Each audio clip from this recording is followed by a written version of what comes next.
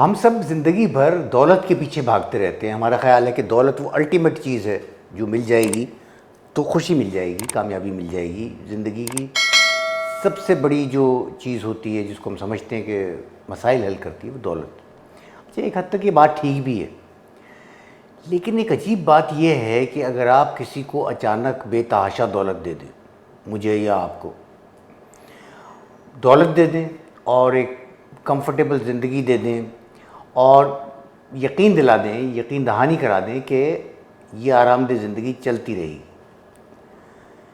پھر بھی یہ دولت پانے والا آدمی کچھ نہ کچھ ڈھونڈتا رہے گا, مضطرب رہے گا, کچھ تلاش کرتا رہے گا.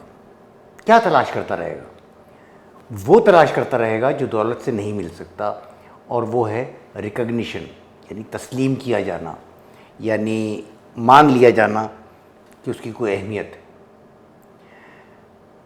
اب سے کوئی 2500 سال پہلے ایک مشہور فلسفی افلاطون نے عجیب بات بتائی تھی. اس نے کہا تھا کہ روح کے 3 حصے ہوتے ہیں. ایک حصہ ہوتا ہے ریزن کا. ریزن مطلب یہ کہ آپ کا لاجیکل آپ کا جو سیلف ہے, کہ جو چیزوں کو سمجھتا ہے, منطق کو سمجھتا ہے. دوسرا حصہ ہوتا ہے ایپیٹائٹ.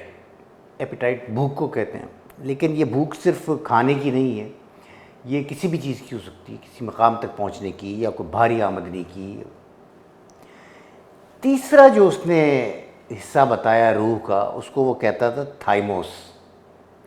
تھائموس کیا ہے؟ کہ آپ کو مانا جائے.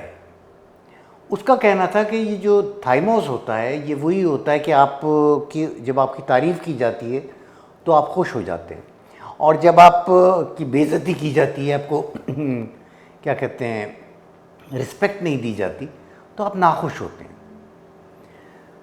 یہ اسی بچے کی طرح ہے جس کو آپ, چھوٹا سا بچہ ہے, اس کو آپ نظر انداز کر دیں, اس کو اہمیت نہ دیں تو وہ چیخنے چلانے لگتا ہے. وہ چاہتا ہے آپ کی توجہ کسی طرح حاصل کرے. تو یہ تھائموس کی جو تھیوری تھی یہ بہت بعد میں, یعنی ابھی کوئی 40-50 سال پہلے, ایک فوکویاما ایک فلسفی ہیں, انہوں نے اس کو مزید ایکسپلین کیا. انہوں نے کہا کہ تھائموس تو خیر ہے ہی, لیکن اس کے 2 حصے ہیں. ایک تو حصہ یہ ہے کہ دوسروں کے برابر سمجھے جانے کی خواہش, یہ ہر آدمی میں ہوتی ہے. تھائموس کا ایک حصہ ہی ہوتا ہے. دوسرے کو انہوں نے نام دیا میگال تھائمیا کا.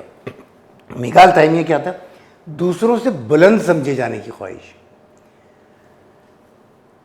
اب جس کو آپ زندگی میں اگر دیکھیں تو آپ دیکھیں گے کہ کروڑپتی لوگ ہیں, ارب پتی لوگ ہیں, لیکن وہ ان کے پاس اتنا پیسہ ہے کہ ان کی 10 نسلیں کھا سکتی ہیں بیٹھ کے.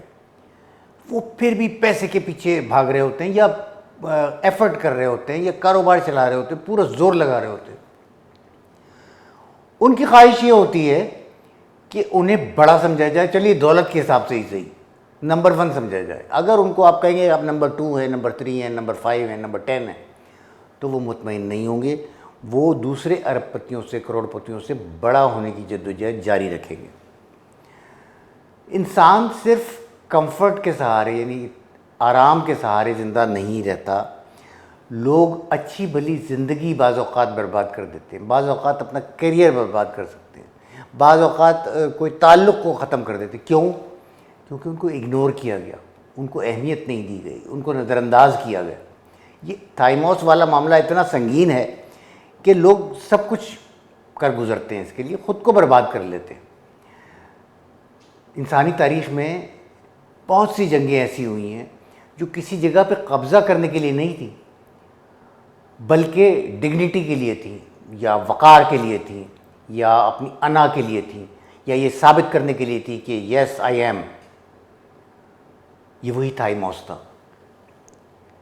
اگر آپ باس ہیں, افسر ہیں, پارٹنر ہیں, والد یا والدہ ہیں, اور آپ اپنے ماتحت کو یا اپنے بچوں کو یا کسی کو بھی, اپنے بھائی کو, چھوٹے بھائی کو, آپ ان کو کوئی محل بنا کے دے دیں اور لاکھوں کے وسائل دے دیں کہ یہ آمدنی آپ کی ہوتی رہے گی, لیکن اگر آپ انہیں توجہ نہیں دیں گے, احترام نہیں دیں گے, محبت نہیں دیں گے, تو یقین جانیں وہ آپ کا شکریہ ادا نہیں کریں گے، وہ اندر ہی اندر آپ سے ناراض رہیں گے۔